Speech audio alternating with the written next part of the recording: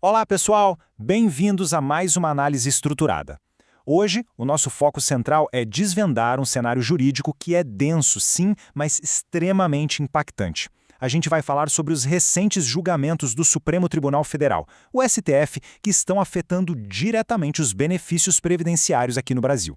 É um tema que exige clareza absoluta. Afinal de contas, estamos falando de anos de muito suor, trabalho e dedicação convertidos em direitos. E entender essas nuances técnicas agora, pode acreditar, faz toda a diferença do mundo. Ok, vamos mergulhar nisso. O que exatamente está em jogo nesse exato momento para quem depende daquele benefício previdenciário conquistado com tanto esforço? A resposta curta é: muita coisa. O cenário atual está cheio de reviravoltas que podem redefinir o valor de milhares de aposentadorias. Aquelas conquistas que pareciam absolutas, sabe? Plenamente garantidas? Pois é, agora elas estão numa posição de notável vulnerabilidade jurídica. E o nosso roteiro de hoje é simples e direto, para não ter confusão. Primeiro, os julgamentos do STF em si. Segundo, a gente vai entender os riscos do plenário virtual. Terceiro, vamos destrinchar a tal da modulação de efeitos. E por último, os passos práticos que dá para tomar agora. Ponto 1. Os julgamentos do STF. Um agrupamento jurídico complexo. Isso ilustra perfeitamente a raiz de toda a discussão atual. O que aconteceu foi uma união de duas frentes bem diferentes. Dá uma olhada. De um lado, a gente tem a ADI 2111, que foca na constitucionalidade do fator previdenciário lá de 1999, que é, na prática, uma medida que tende a restringir o valor dos benefícios. Do outro lado, a gente tem o tema 1102. Esse trata da famosa revisão da vida toda, um direito que foi consolidado em 2022 e que faz exatamente o oposto. Ele permite aumentar esses valores ao incluir contribuições antigas no cálculo. O material do canal JGV Advocacia aponta que o STF pegou essas duas ações que têm objetivos completamente opostos e colocou no mesmo balaio. A fonte caracteriza essa junção como uma manobra e uma profunda confusão processual que acabou desvirtuando um direito de expansão que já estava amplamente reconhecido. Uma verdadeira salada, né? Ponto 2. Os riscos do plenário virtual. Julgando sem debate público. Bom, o plenário virtual do STF permite que os ministros insiram os votos digitalmente no sistema.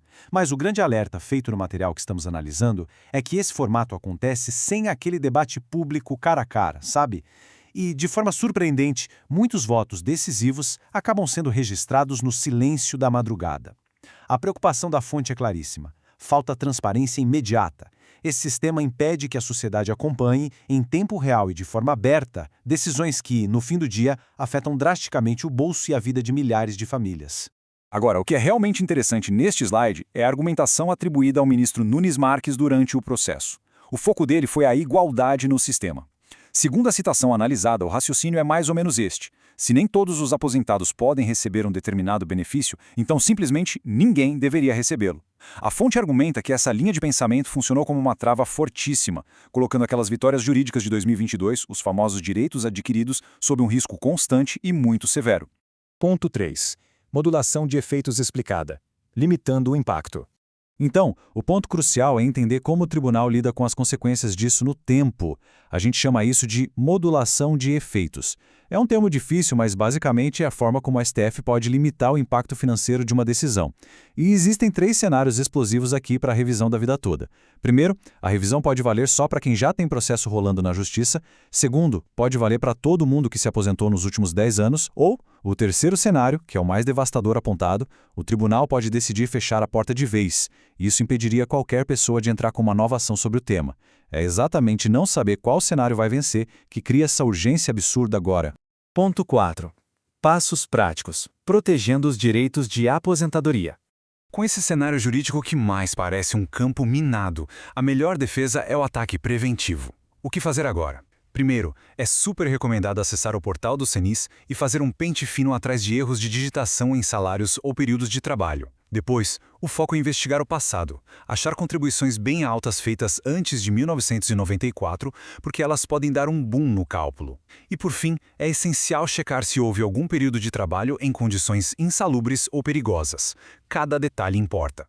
E tem um detalhe, existe um relógio jurídico correndo, e ele não para ninguém. O ano zero é o dia em que o primeiro pagamento da aposentadoria cai na conta. A partir daí começa uma contagem regressiva. Do ano 1 ao ano 9 é a janela ideal de preparação. É o tempo para juntar a papelada toda com calma e segurança. Mas aí chega o ano 10. Esse é o prazo fatal. Se passar exatamente uma década daquele primeiro recebimento, acabou. Perde-se definitivamente o direito de pedir qualquer revisão na justiça. É para ficar muito atento. Vamos avançar e ver como isso se constrói na prática e de um jeito incrivelmente vantajoso. Lembra do trabalho insalubre ou perigoso que a gente acabou de mencionar? Esses números mágicos aqui, 1.4 e 1.2, são os multiplicadores legais. Eles funcionam quase como uma máquina do tempo. O fator de 1.4 multiplica o tempo especial trabalhado por homens e 1.2 multiplica o tempo trabalhado por mulheres. Então, validar esse direito que muita gente esquece que tem pode aumentar expressivamente o seu tempo de contribuição reconhecido pelo governo. Diante de regras que mudam toda hora, modulações pendentes e prazos apertados, existe um grande escudo protetor: o planejamento previdenciário. É uma estratégia matemática e 100% individual, nada daquela confusão processual dos tribunais. O objetivo de colocar tudo na ponta do lápis antes de entrar na justiça é um só: ter a certeza absoluta de que o pedido de revisão vai, de fato, aumentar o benefício, cortando o risco de entrar num processo que diminua a renda e cause um prejuízo devastador.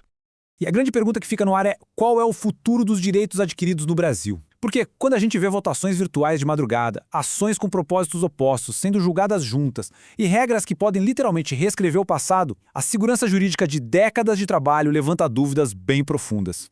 Entender essas manobras do STF não é só papo de advogado, é pura proteção do patrimônio. Fica aí a reflexão sobre o quão seguras realmente estão as nossas conquistas de longo prazo e a prova de que estar um passo à frente da justiça é absolutamente vital. Muito obrigado por acompanhar e até a nossa próxima análise.